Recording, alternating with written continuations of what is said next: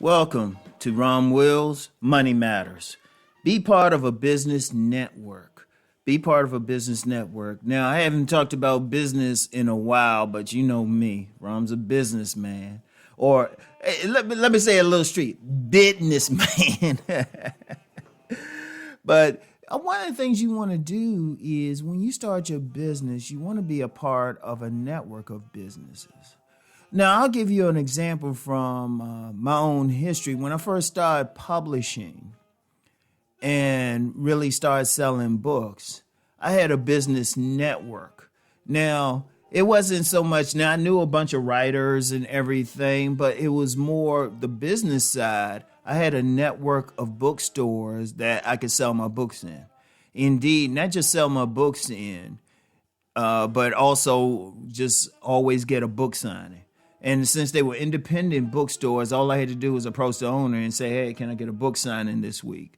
And they would be like, yeah, sure. But that was part of the network. That was part of the network. And if you look at it just from the publishing thing, if you think as a publishing company, you have not just the bookstores, but you also have the distributors.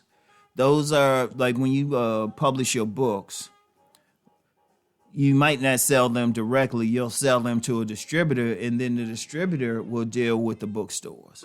So I had a combination of both bookstores I could deal with directly and some distributors. So I had that combination right there. And then when I got into selling other people's books myself, when I had a book stand, you know, part of my network was the distributors again. And then, different authors I would contact directly. Now, that's just one example. Understand something. When you're in business, you don't have to be by yourself, so to speak. Yeah, you doing your business by yourself or directing some people, but depending on what the business is, you can be a part of a network. Okay, say if you're an independent plumber. You're a plumber. You have a plumbing company.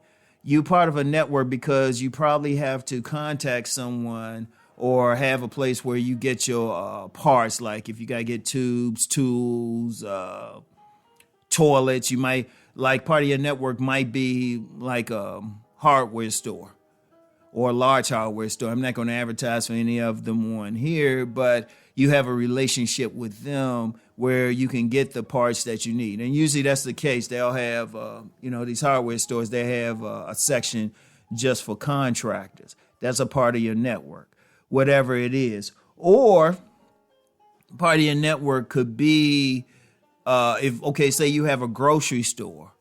Say you have a grocery store. I remember, like I said, I've done 1,000 things. There was a point, me and when I was married, my wife she was making cookies, vegan cookies. There were a network of stores that we would take them to. One of them was a little corner store, black-owned corner store in this neighborhood. And we would bring them some cookies to sell.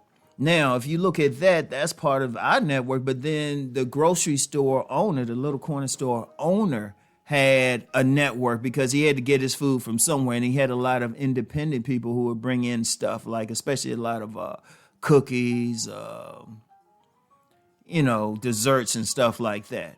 And indeed, when we were doing the cookies, there was a bookstore that we brought cookies to as well.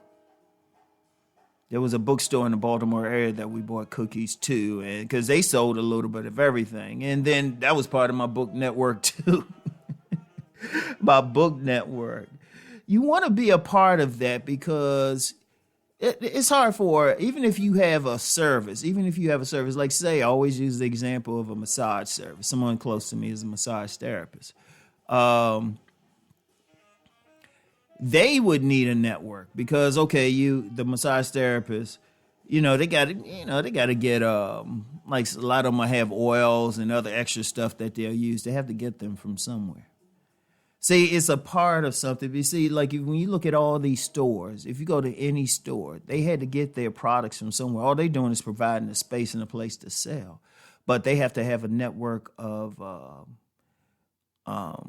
vendors that they get products from. That's a network.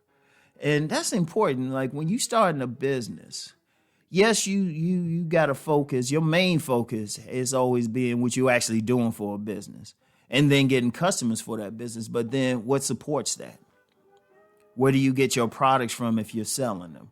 Or where do you get extras from if you're providing a service? You got to think about all that stuff.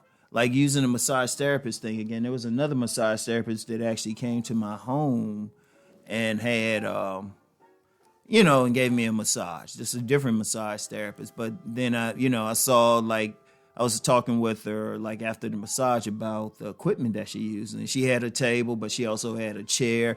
She had to get those from someplace. She had to get them from a business. She had some oil. She had to get them from someplace. She had some sheets. She had to get them from someplace. So you're always a part of a network no matter what. And you have to consciously be a part of that. So when you start in your business, think about the first thing, of course, is what you're actually going to do for a business. And then the technical aspects of registering your business as an LLC, sole proprietorship, or an S Corp, whatever you want to do. And then after you take care of all that technical stuff, okay, then you got to get customers. But then you still got to think about the support for the business. And in fact, I'm going to get more into that as a business in my next podcast. But you always a part of a network because that helps you in many ways. If you have a good relationship with someone else, someone that is supportive of your business, that makes things better for you. If you need supplies or something. And like I said, I'm going to get more into that in the next podcast, but that's part of your network. Anybody that you're dealing with, you have a business relationship with, because that helps you out. I'll use myself as an example again. I was when I was more active in vending, when I was way more active in vending, part of my network was just fellow vendors. That's a business network right there because you're sharing information about where there are places to vend. You're sharing insight, and you might not sell anything to each other. And you don't need to, but that's still a network. That keeps you in business. There are so many vending shows that I participated in, I found out about by just talking with another vendor. Because I could go to do a vending show, and then I found out about I found out about 7 shows coming up just from talking with the vendors. But that's a part of being a part of that network. Because it's not just you, and you're not alone out. You're out here interacting with other people. So that's a very important thing. So y'all know the deal. Let's go make that money.